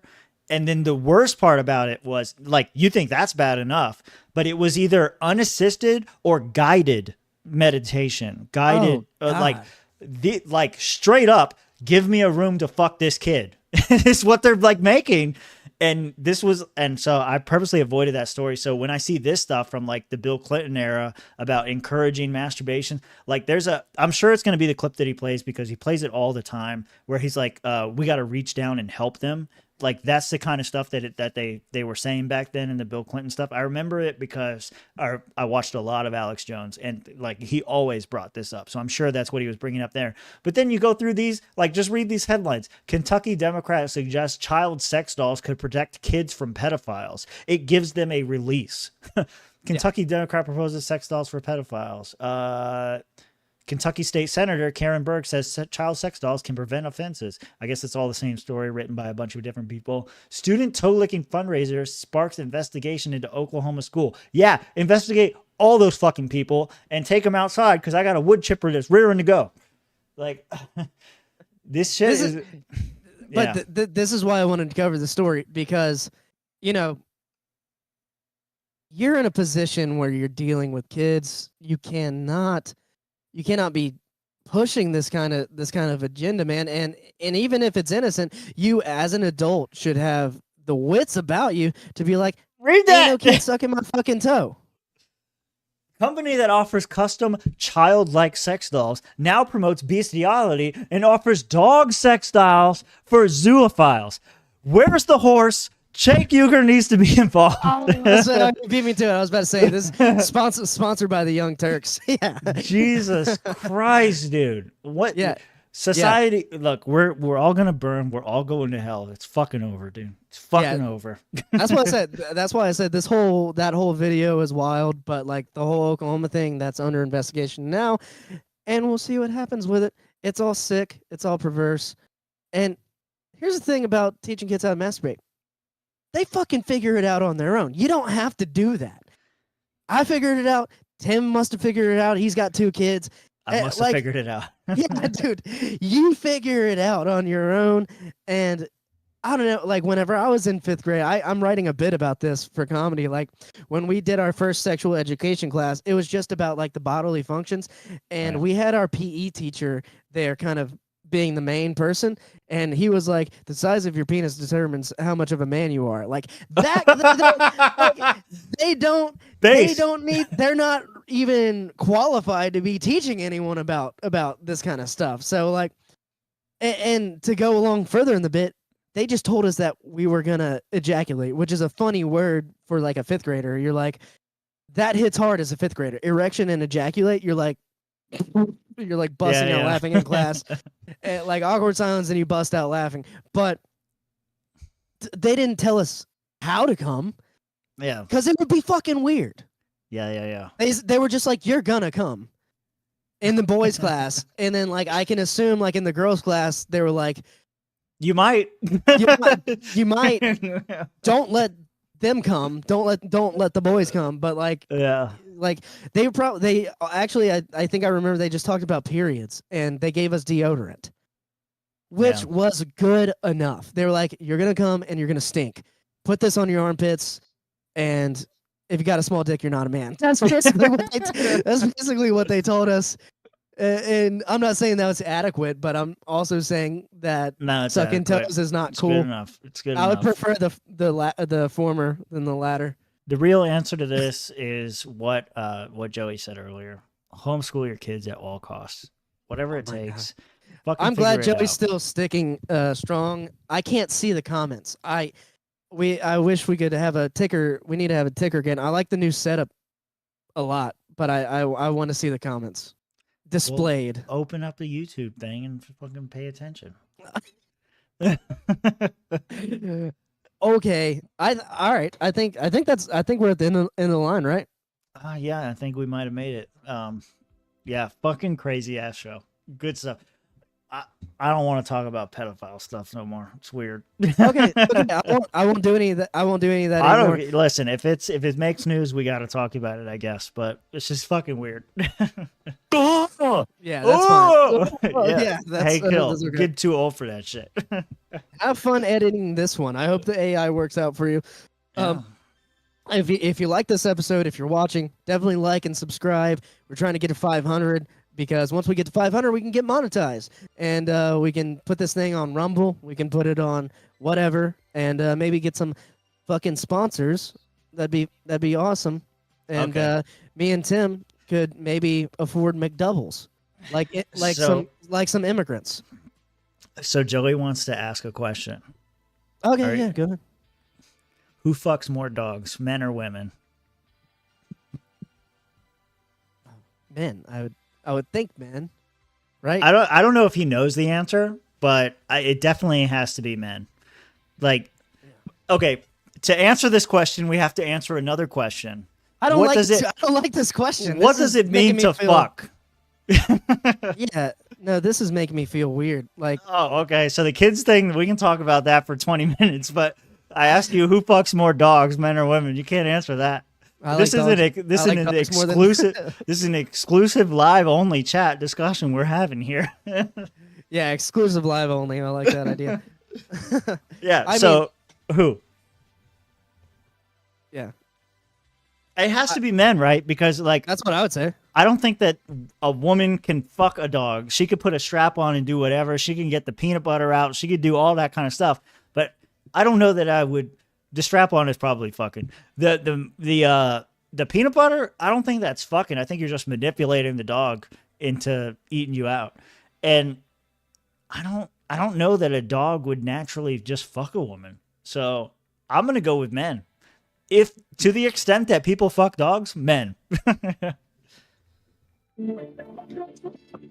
don't know what that is. It was breaking up. Oh, that was some good saxophone music. That was. Women talk about getting fucked by dogs on Twitter. What? What are you talking about, Joey? Joey, you got to stop following these weird Twitter accounts, man. Just stick to college football and the Swamp Creatures. Your algorithm's weird, brother. I don't know where you're seeing this. I'm gonna get fucking investigated. You're already on the list for being libertarian. So I did it on our account. You know, I did it on the Swamp Creatures account, so it's gonna be fucking great.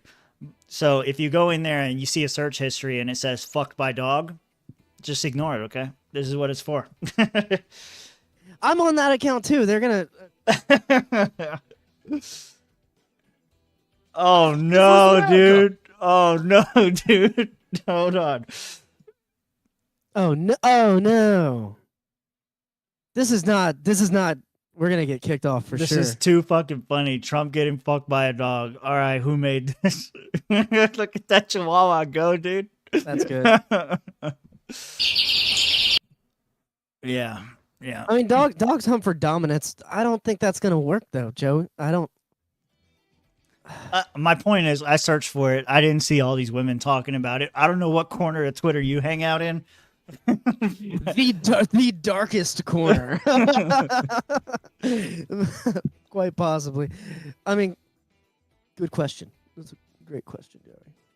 Hey, so guest I was thinking about bringing on Dave Casey.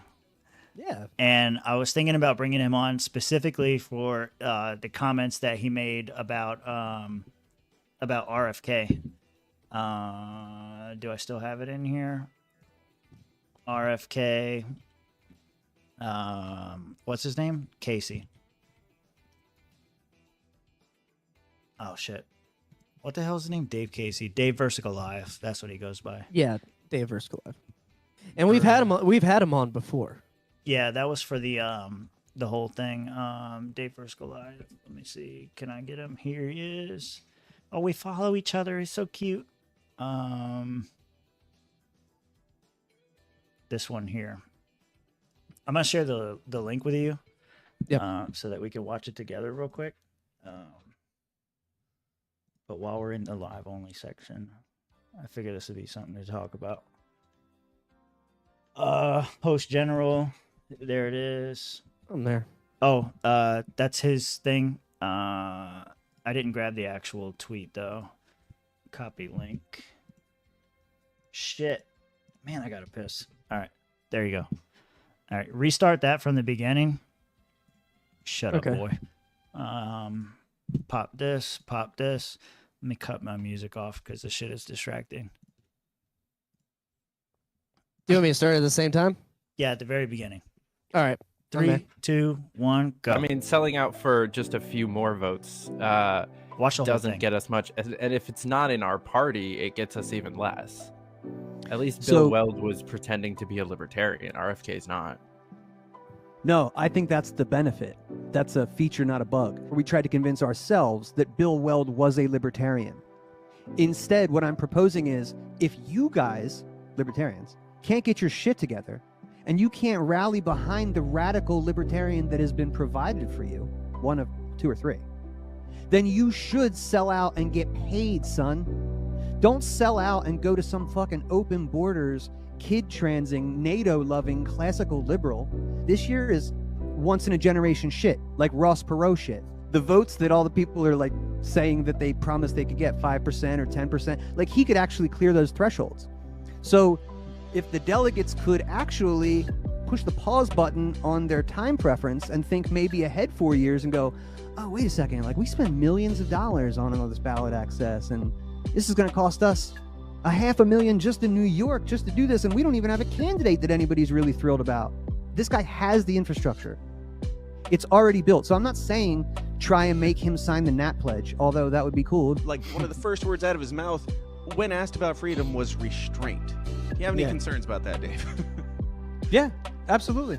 And the Israel stuff sucks, and David's right about the climate alarmism stuff, but we already covered the fact that he's not getting elected, and you can use him like he's your bitch, not Bill Weld using us like we're his bitch. That's the difference. Get out on the street, RFK, make my money.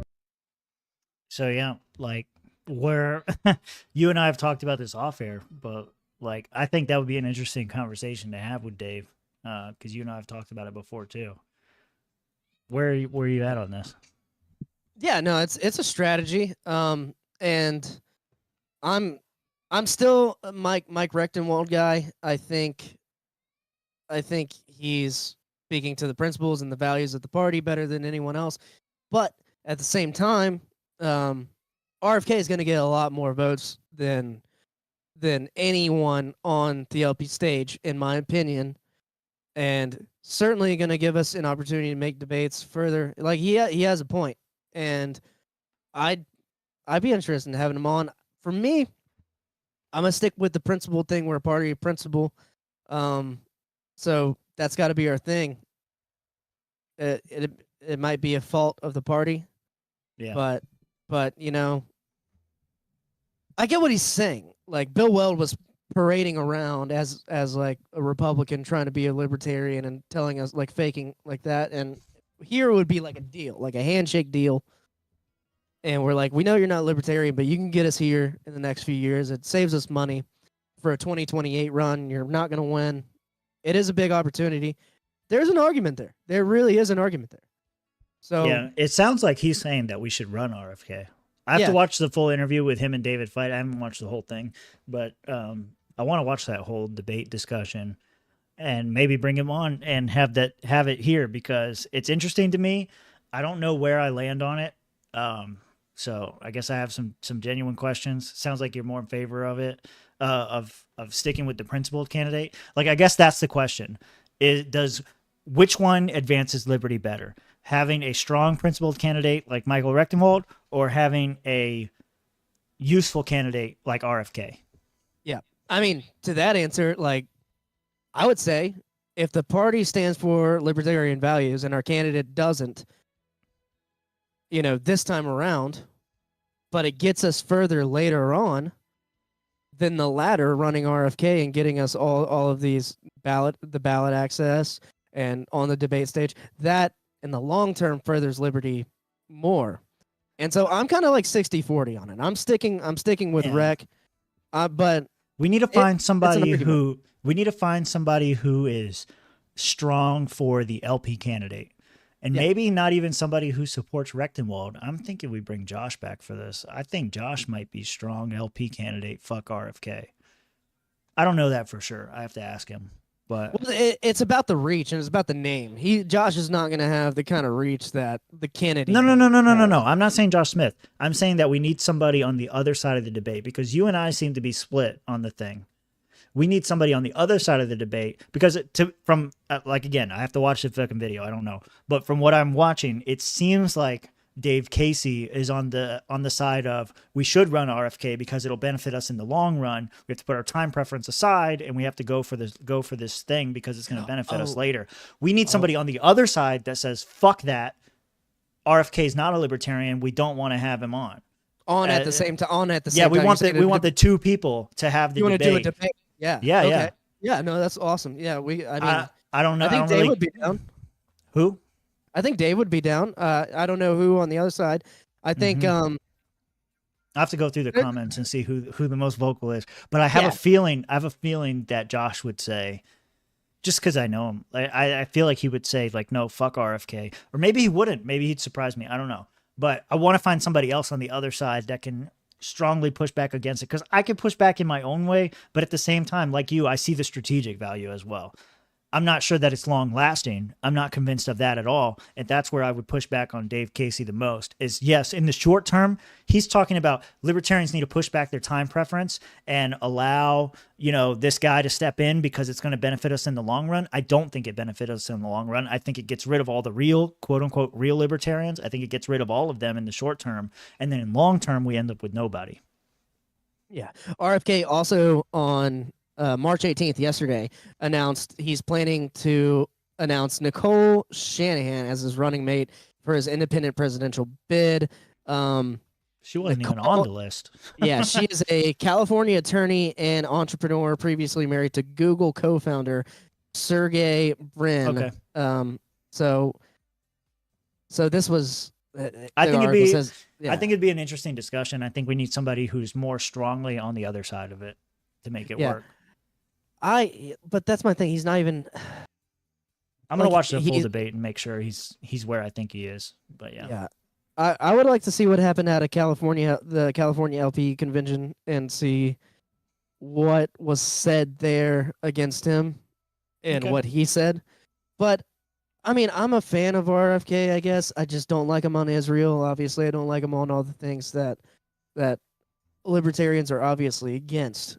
The long run of it, I need to know what the benefits are set in stone.